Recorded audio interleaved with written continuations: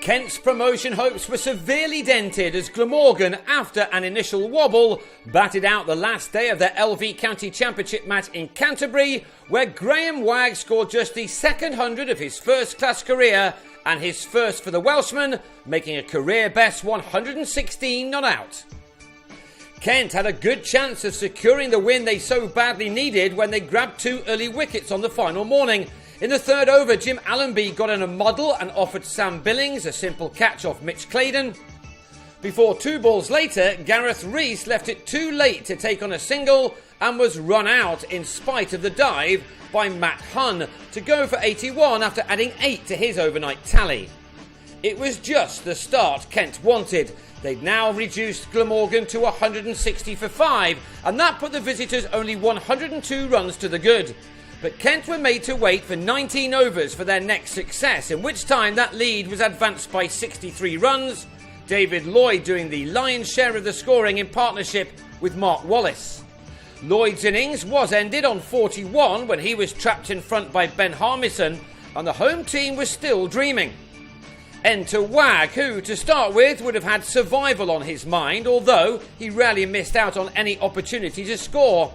He and Wallace had now taken the innings into the second of the day's sessions, and they would have been feeling a lot more comfortable after that indifferent start to the morning. Wallace played a captain's knock, keeping the Kent attack at bay for 2¼ hours for his 45 runs. His innings finishing as he drove the 4th delivery with the second new ball straight to Harmison in the gully. But by now, Glamorgan had a lead of 235, and their hosts simply had to get back into bat in a matter of a few overs. They were denied that opportunity as Wagg was dropped off Darren Stevens. Robbie Joseph was also very close to getting rid of the former Derbyshire player, this only a fraction away from both the edge and the stumps. That, though, is cricket, a game filled with fine margins.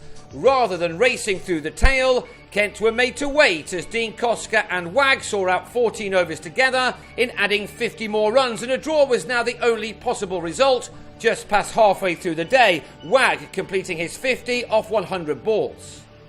He was on 57 when he lost Koska for 25 after he nicked off to Joseph with a total of 343 for 8. Glamorgan now 285 runs ahead.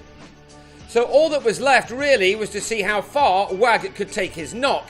He went beyond his previous best for Glamorgan of 70, and with debutant Kieran Bull showing that he could bat, a second career 100 was now possible for the 31-year-old, who was by now producing all the shots.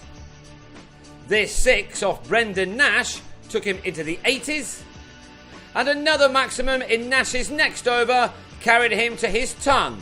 Wagg celebrated as if this was the kind of thing he does every week, not just the second time in his 159th first-class innings. It had taken him 170 deliveries and had included 11 fours and 2 sixes. It also confirmed that his side made it to safety. This shot off Sam Northeast then took Wagg to the best score of his career, beating the 108 he made for Derbyshire in Northampton 6 years ago. It was a shame that he sold Bull short as he was run out for 12 after an hour at the crease, which ended a very impressive debut for the 19-year-old. When Billings took off his pads to bowl 1 ball, Glamorgan could then declare on 415 for 9, Wagg on 116 to bring an end to the game and possibly the end to Kent's promotion challenge.